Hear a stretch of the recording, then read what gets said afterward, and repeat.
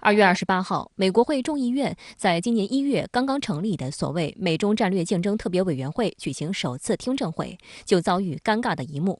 反战组织粉色代码的2名成员对渲染中国威胁的议员表示抗议。成员之一奥利维亚·迪努奇在听证会上举着“中国不是我们的敌人”的标语被强行带走。之后，另一名成员高举“停止仇恨亚裔”的标语起身抗议，听证会再度被打断。粉色代码联合创始人、政治活动家朱迪·埃文斯对深圳卫视表示，粉色代码知道自己必须要破坏美国政客散布的对中国的仇恨和恐惧。So why was Code Pink disrupting the first hearing of House Select Committee on Strategic Competition between the U.S. and the Communist Party of China by shouting China is not our enemy? It was the first time that we have seen, since we've been protesting in D.C. for the last 20 years, that there was a prime time hearing. So we knew that we needed to disrupt what was going to be more pushing of hatred and fear towards China. And we also know that that raises fear and hate of Asian Americans. You know, the other things that Olivia said when she was discussing the committee, well, she said, we need committees for peace and cooperation, not more hate and lies. And also we heard them say that China was an existential threat to the United States, which is crazy. 过去3年，粉色代码一直关注美国政府如何针对中国进行舆论战，并且在美国民众中煽动对华仇恨和恐惧。时任美国会众议院议长佩洛西窜访台湾前，埃文斯就组织了抗议活动。We did a major protest outside of Nancy Pelosi's office, Congresswoman Nancy Pelosi's office, when she decided to go to Taiwan. We felt it was irresponsible, childish, and could be seen as an act of war. And that's just completely irresponsible. For her, the folks in her district were very upset with her. 在中美经贸层面，上一任美国总统特朗普以为了美国利益为借口，对华商品加征巨额关税；而在拜登政府时期，美国政府延续了这一政策，无理打压中国企业变本加厉。对此，埃文斯表示，这完全就是霸权行径。Tariffs came out of the Trump administration. He used those tariffs to win in Middle America, in the area where workers have been devastated in the last 20 years. It was the capitalists who run those companies who took the jobs to China. China didn't take the jobs. The U.S. gets to make up stories about how they're the victim when, basically the world is the victim of United States hegemony. 在近30分钟的专访中，埃文斯多次提及和平，国与国之间彼此尊重、友好相处，并表达了对中国的喜爱。And also, why do I go on Chinese news? Is I want people in China to know that there are people in the United States of America that love China, that don't agree with their government, that don't want China as an enemy, but want China as a friend and want to cooperate and want to work together for a healthy planet and for healthy people that are fed and that can live in joy and celebration. That's going to take all of us getting along. Also, China's such a beautiful country. Like, don't you want to go? And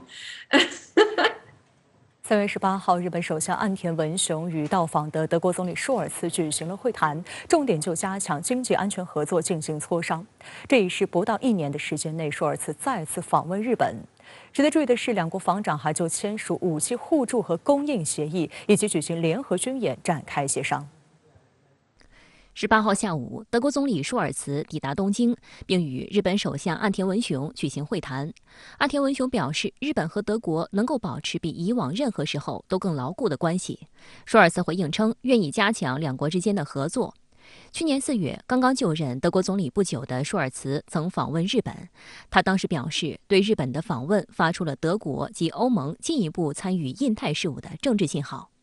首脑会谈后，日德两国还首次举行了政府间磋商。据悉，磋商历时约50分钟。德方与会部长级官员包括经济部长哈贝克、外交部长贝尔伯克、财政部长林德纳、内政部长费泽尔、国防部长皮斯托里乌斯和交通部长维辛。两国各派6名部长级官员磋商，最主要的目标是强化双方在经济安全保障领域的合作，涉及强化矿产和半导体供应链，避免在矿产资源等敏感领域过度依赖特定国家。双方还讨论了如何强化关键基础设施保护，以及对抗网络攻击。据日本共同社报道，德国与中国、法国等国家也曾举行过此类磋商，但此次与日本进行的磋商具有高度的政治和象征意义。日本去年通过了经济安全保障推进法，旨在保护技术和加强关键供应链，而德国希望了解日方的战略。德国和日本呢，实际上这几年的战略合作一直很紧密。2021年开始呢，这个德日之间有这个2+2外交与防务部长级会谈，至今为止已经举办了2次。然后呢，今年也就是23年的这个舒尔茨访日之后呢，双方又开启这个政府间磋商这样一个，就是领导人牵头这个重要部长参与的这样的一个大的会谈机制。那么在这样的一个背景之下呢，日德的这个战略合作呢，可以说大幅度的提升了。在防务领域，两国同样达成多项共识。据路透社报道，德国军方将进一步扩大在印太地区的参与感，增加与日本自卫队间的联合军演及部队交流。报道称，磋商除了讨论推进旨在加强协作的法律框架，还讨论了加强在法律装备及技术方面的合作。事实上，近年来日德之间的军事合作显著增加。2021年11月，德国海军护卫舰巴伐利亚号停靠在日本东京港口，这是德国舰艇时隔近20年再次停靠日本港口。去年9月，德国空军的3架战斗机飞抵茨城县百里基地，与日方3架 F-2战斗机进行了共同训练。这是2战结束后两国空军首次在日本国内联合训练。德国最近呢，或者说最近的几年呢，它也有一个外交的转型，也就是更多的干预亚洲事务、参与印太事务这样的一个趋势。而对于日本来说呢，它要拓展所谓的国际战略或者说全球外交的空间。那么除了依托日美同盟之外，还有一个很重要的倾向就是与欧洲这个第三方势力发展这样的一个战略合作。那么德国作为欧盟的主要发动机，作为在这个全球范围内具有重要影响力的这种区域大国，那么也对于日本来说有重要的价值。外界注意到，除德国外，日本这2年特别加强了与欧洲国家，尤其是 G7 成员的军事互动。今年1月，岸田相继访问法、意、英、加、美5国，所到之处均提及所谓防卫合作问题。尤其是访问英国期间，日英2国正式签署相互准入协定，允许双方在对方领土部署部队。英国也成为继澳大利亚后第2个与日本签署实现部队顺畅往来协定的国家。有分析指出，近年来北约与日本一唱一和，预见日本进一步介入亚太局势，而日本方面则利用地区局势拉拢北约，并制造各种借口，增强所谓防卫力量。日本去年12月通过新版国家安全保障战略等3份安保政策文件，这是日本一贯坚持的专守防卫政策的重大转折，强调反击能力和先发制人，以及到2027年将国防开支增加到占国内生产总值的2%，是其中的重要内容。而这些内容的具体落实都离不开美国支持，并需要与这些国家展开武器研发、军事合作。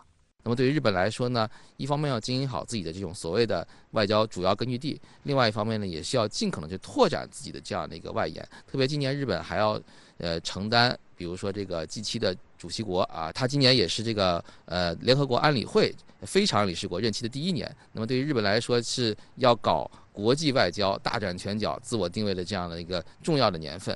与此同时，日本正紧锣密鼓推进导弹力量扩张。作为加强所谓西南诸岛防卫力的措施之一，日本防卫省18号向位于冲绳县石垣岛的陆上自卫队驻地运入了导弹等弹药。外界注意到，该驻地于16号才刚刚投入使用，部队人数大约570人，装备了12式反舰导弹和03式中程防空导弹。此外，日本防卫省还计划将原本部署在熊本和长崎的2支防空和反舰导弹部队也部署在石垣岛。连日来，大批当地日本民众聚集在港口表示抗议，他们担忧石垣岛将被卷入战争。石垣岛是日本所说的西南诸岛中距离台湾第2近的岛屿，相距不到300公里。此外，该岛距钓鱼岛也仅170公里。早在2016年，日本陆上自卫队就在该岛开设了驻地，但只是部署了沿岸监视部队，并没有部署导弹部队。如今，随着日本自卫队导弹部队的部署，意味着石垣岛成了距离台岛最近的导弹部队驻地。值得注意的是，17号，日本中央政府联合冲绳县政府首次举行了以疏散冲绳居民为目标的地图撤离演习。演习假设日本周边局势恶化，且有可能发生武装袭击，因此将出动飞机和渡轮，以多种方式疏散12万人到九州。此次模拟演习预计确保每天疏散2.2万人，是正常运力的2倍。以此速度完成全部疏散目标需要6天。